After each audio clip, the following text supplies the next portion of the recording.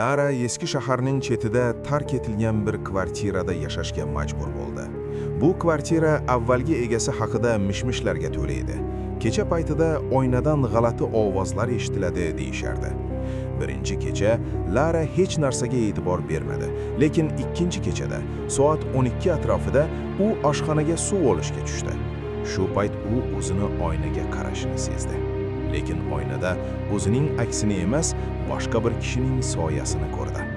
Soyaning ko'zlari qora va u Lara tomonga qattiq qarab turardi. Lara qochishga urinib, kvartira eshigini ochdi, lekin eshik qulflangan edi.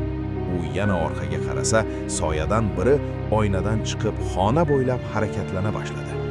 Shu zahoti xona sovuq bo'lib, shoshqin havo bilan to'ldi va har bir mebelning soyasi g'alati shakllar bilan o'zgarib ketdi.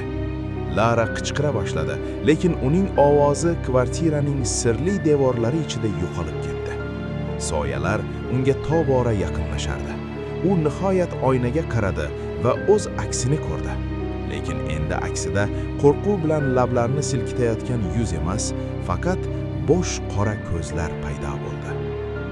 Ertasi kuni qo'shnilar Lara kvartirasini ochib ko'rganlarida u yerda hech kimni topa olmadilar. Faqat oyna teshigida xiralashgan bir aks qoldi. Lekin u aks har doim Lara tomonga qarardi.